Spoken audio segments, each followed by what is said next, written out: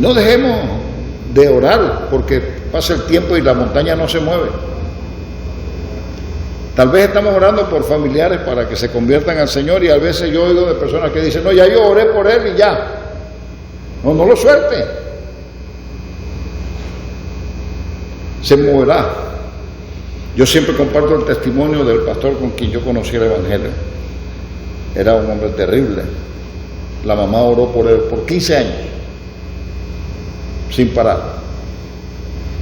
Él no quería saber nada ni del Señor, ni de la iglesia, ni del Evangelio, y tenía experiencias complicadas en su vida como hombre. Pero llegó el momento en que la montaña se movió. Aceptó al Señor, se entregó, y no solamente se entregó para ser un cristiano que vale la pena, un cristiano transformado por la sangre de Cristo, sino que sintió el llamado de Dios y fue un instrumento de Dios como pastor por mucho tiempo.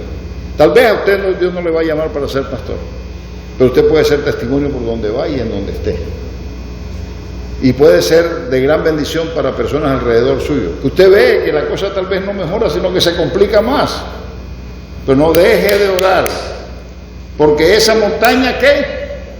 Se moverá. Se moverá. Gracias a Dios por esa certeza, por esa seguridad, por esa convicción. El pasaje de hoy está basado en parte de la historia de Moisés y del pueblo de Israel, que está narrado en el libro de Éxodo en parte, Éxodo, Números y Deuteronomio. Hemos mencionado aquí Éxodo 1, versículo 1 al 2:10, que nos enfoca ahí en la experiencia inicial de esa situación con Moisés. Es el inicio de una nueva realidad que se presenta al pueblo de Dios, porque, como vamos a ver más adelante, se empieza a gestar allí, se empieza a dar una situación que estaba viviendo el pueblo de Dios en Egipto, pero comienza a gestarse una nueva realidad, donde al final llegan siendo esclavos. Les dije ya, la base fundamental en general es Éxodo, Números, Deuteronomio como historia. Se va gestando una historia difícil, y estoy seguro, años, que ese pueblo pasó diciéndole a esa montaña que se moviera de la opresión de los egipcios,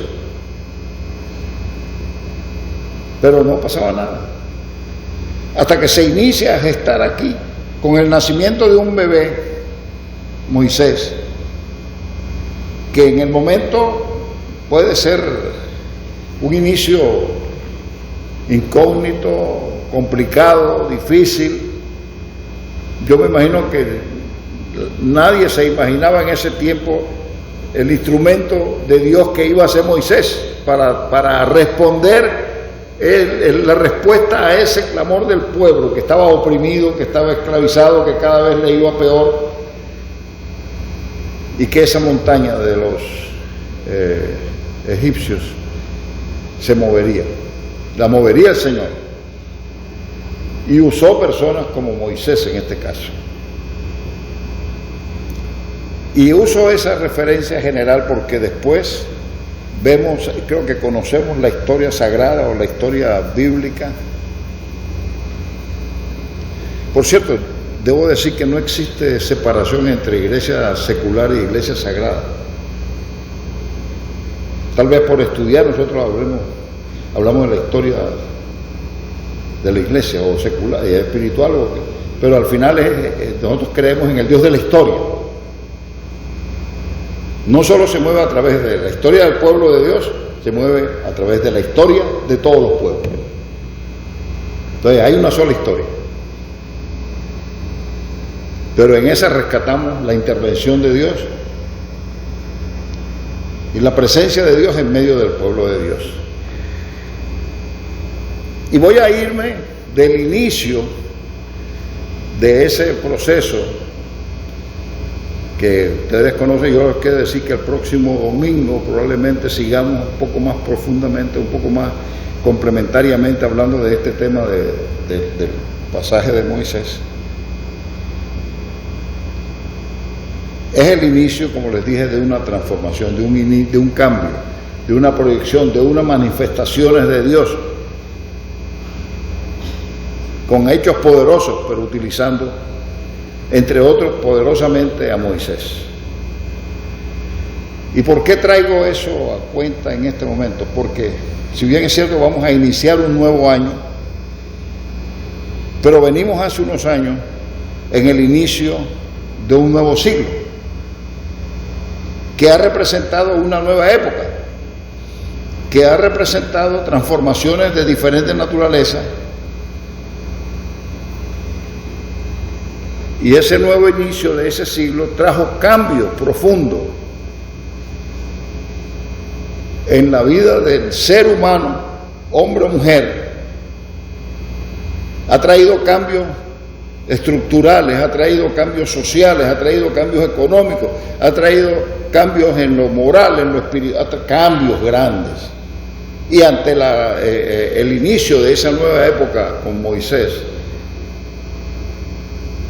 hay cambios profundos también que se van dando en el pueblo de Dios. El concepto y el desarrollo del liderazgo de ese momento y de nuestro momento no escapó a los cambios profundos y rápidos. Tal vez a nosotros nos parece que lo que pasó en Éxodo no fue tan rápido, pero para ellos que no veían salida hacía muchos años fue rápido. Y para nosotros hemos experimentado cambios profundos y rápidos en la sociedad, ¿sí o no? Hay un autor que tal vez ustedes han leído algo o han oído mencionarlo, se llama Alvin Toffler. Alvin Toffler escribió uno de sus primeros libros, se llama El shock del futuro. Pero él, en su reflexión del libro, ya plantea el hecho de que el shock ya no es en el futuro, el shock es ya, porque las cosas están cambiando tan radicalmente y tan rápidamente que no nos hemos acostumbrado a una situación cuando ya estamos en otra.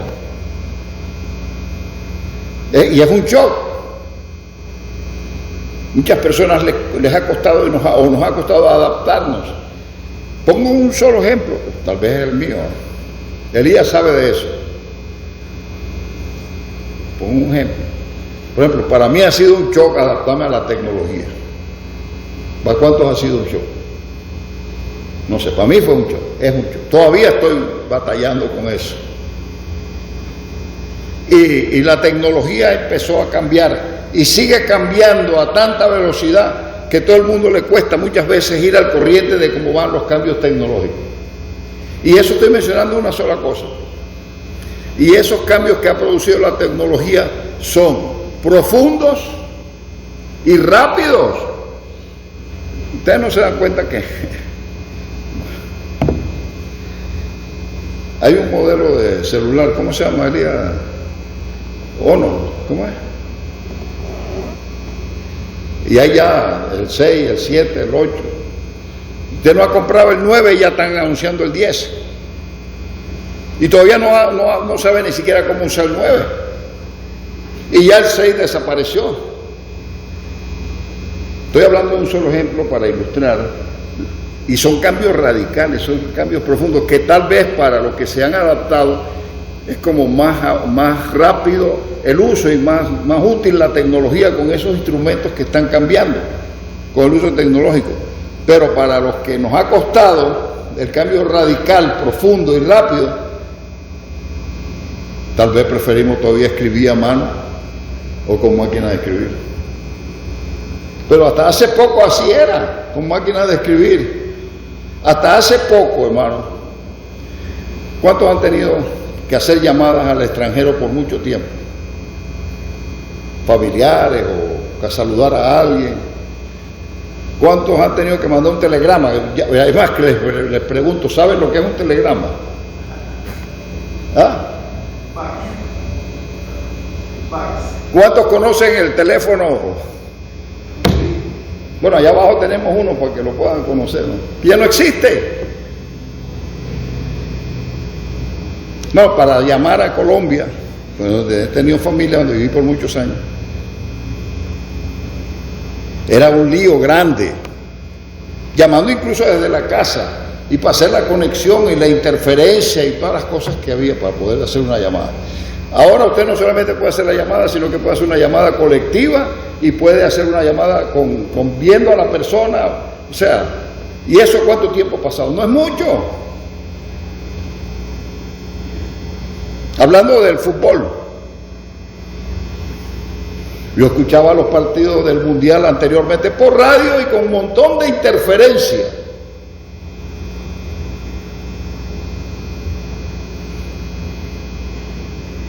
Yo tengo un familiar, algunos la conocieron, él ya sabe quién es, lo voy a mencionar. Willy creo que conoce a mi mamá, conoció a mi mamá, creo que el hermano Raúl también, varios conocieron a mi mamá. La historia que ella misma me contó,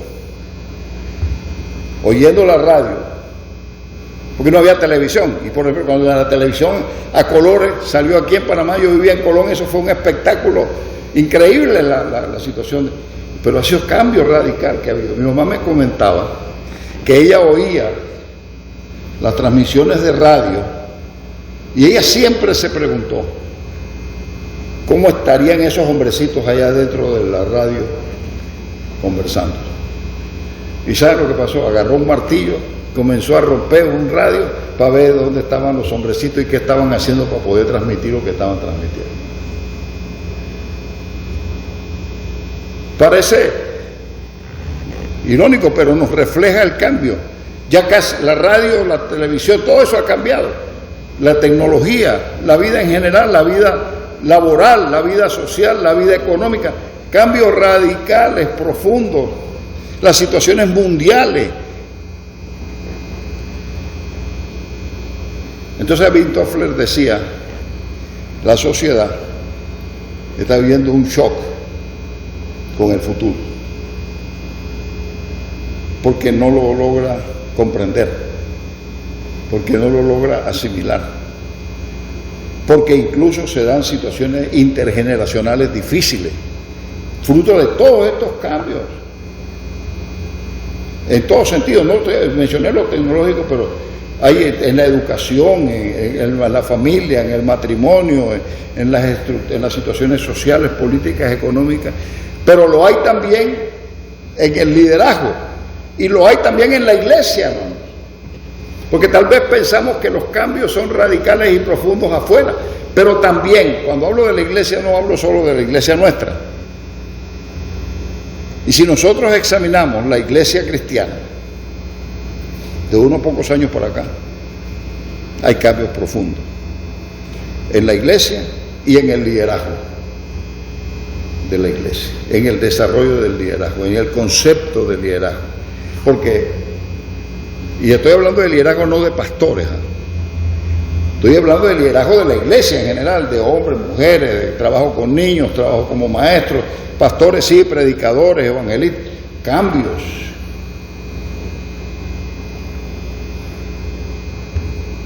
Son cambios profundos y rápidos.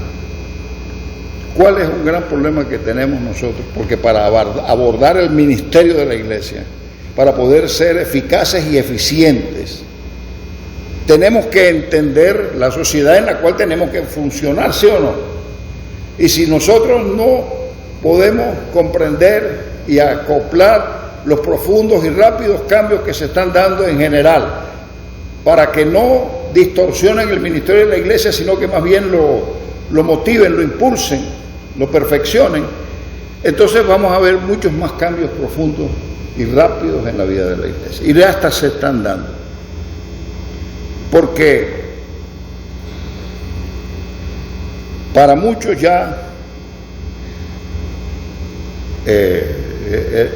estructuras sociales, instituciones que tradicionalmente han sido la fortaleza de la sociedad,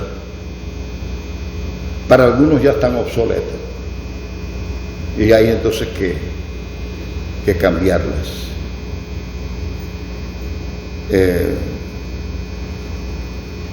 Ya entonces hay muchas situaciones en la sociedad anticuada, obsoleta, decimos nosotros, y ya tenemos una sociedad que está transformándose y cambiando, y entonces la iglesia tiene que conocer, comprender el Evangelio, sí, pero cómo llevar el Evangelio y cómo impactar la vida de las personas y cómo hacer que el ministerio de la iglesia florezca si nosotros no somos conscientes de la rapidez y de los cambios en que está viviendo la sociedad, y por lo tanto no le damos la oferta del mensaje que el Señor quiere que le demos, sin cambiar el mensaje. Pero podemos utilizar otros medios, otras formas, otros recursos, pero al final siempre fieles a proclamar el Evangelio. Muchas veces estamos enfocados, escúcheme hermano, estamos enfocados en obtener resultados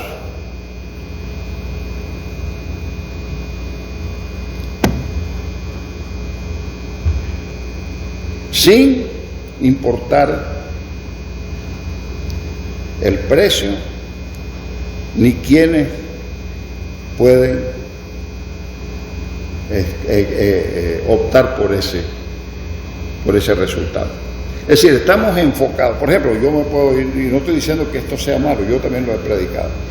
Nos enfocamos en el testimonio de la iglesia primitiva. Y no está mal, tenemos que conocer cómo funcionó la iglesia. Pero no podemos pensar que utilizando solamente las mismas formas, los mismos conceptos, las mismas metodologías, humanamente hablando, vamos a lograr los resultados iguales. No. Y si nosotros repetimos lo mismo, si hemos fracasado y seguimos repitiendo en aquello en que hemos fracasado, ¿cuál va a ser el resultado? Si seguimos haciendo más de lo mismo,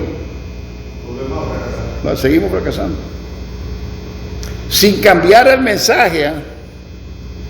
Y si alguna vez la iglesia de La Boca, o la iglesia de Balboa, como querramos, tuvo una bendición y fue la congregación, la iglesia y el liderazgo de la iglesia, tuvieron una forma de enfocarse en la realidad que se estamos viviendo y trajeron un mensaje con una forma de trabajar y de actuar. Es posible que era bueno en ese momento, y no estoy diciendo que sea malo, estoy diciendo que hay nuevas maneras y nuevas formas que nos pueden llevar a transformar la forma sin cambiar el contenido. Y yo insisto, no es que no se hayan hecho bien las cosas, se hicieron bien, dieron resultados. Hoy se pueden seguir haciendo muchas de esas mismas cosas y van a dar resultados. Pero las que ya no nos dan resultados hoy, ¿por qué insistimos en seguir haciendo más de lo mismo?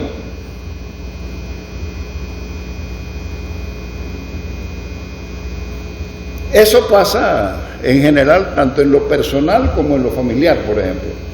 Si tenemos dificultades personales o dificultades familiares o de pareja y pretendemos resolverlas haciendo más de lo mismo que nos ha impedido lograr los cambios y transformaciones, los resultados siempre van a ser iguales.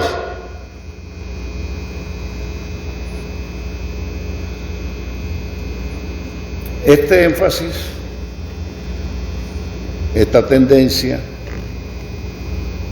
de un nuevo siglo que venimos viviendo, pero más les pongo ahora más inmediato, esta realidad de un nuevo año, porque estamos empezando diciembre, dentro de poco ya estaremos en otro año.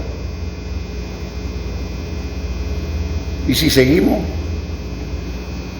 haciendo lo mismo, con la misma tendencia, con el mismo marco de reflexión, sin desarrollar un proyecto claro de la sociedad en que vivimos y de la iglesia y del mensaje y la forma de llevar a la iglesia y al mensaje a las personas que están pasando por situaciones muy complejas, seguiremos haciendo lo mismo y seguiremos teniendo los mismos resultados y seguimos siendo los mismos. Hermano, la población está afectada, para bien o para mal, por los cambios profundos, rápidos y radicales que se están dando. Y la iglesia tiene que adecuar esa forma de trabajar a esos cambios rápidos y profundos, manteniendo el mismo mensaje, haciendo el mismo llamado, convocando y llevando las buenas noticias de salvación que lo fueron hace muchos siglos y que siguen siendo las buenas noticias que esta gente necesita escuchar. Pero lo necesita que lo descodifiquemos. Ay, estoy usando una palabra medio rara. Necesitamos descodificar el mensaje. A veces la juventud, los niños, no pueden entender el mensaje que transmitimos, no porque el mensaje esté mal, sino porque los códigos que usamos no responden a la realidad que ellos están viviendo. Y a nosotros nos cuesta hacer esa transición. Y tal vez no la podamos hacer todos, pero sí siendo una comunidad de fe, siendo una comunidad donde Dios ha distribuido dones y talentos para que podamos servir a la comunidad de fe y a la comunidad en general, entonces sí debe haber entre nosotros personas que han descodificado el lenguaje que se habla en la sociedad actual con las profundas transformaciones que vemos y puedan recibir el mensaje del Evangelio, no modificado, pero sí explicado de una manera que sea pertinente para su necesidad, para enfrentar la montaña que está enfrentando.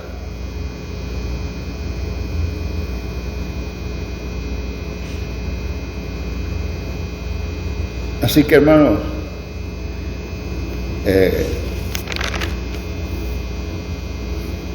tenemos que ser conscientes de que necesitamos revisar sí nuestro origen, sí nuestra razón de ser, sí nuestro proyecto de iglesia como comunidad de familias, como familia espiritual, como pueblo llamado y escogido por Dios para una misión.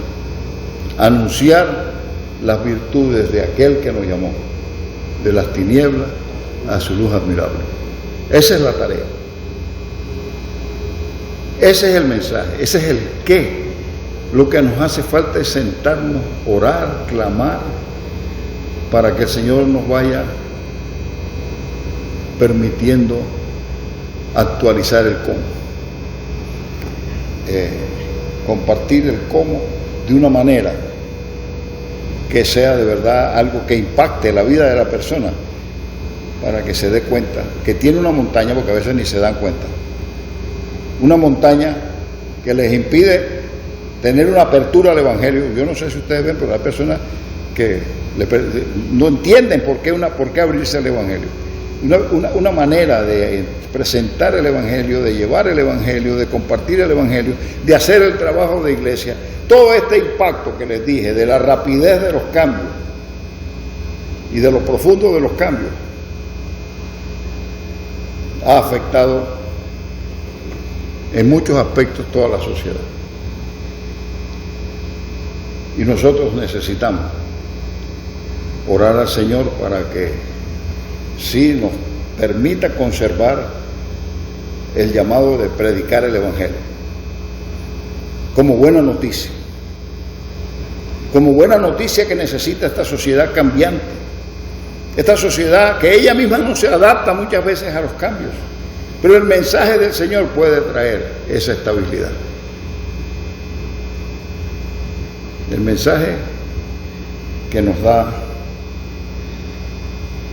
en la experiencia de Moisés y de todo el pueblo en ese inicio en Éxodo es que debemos ser fieles al llamado y debemos ser flexibles, abiertos a transformaciones, a cambios en la forma.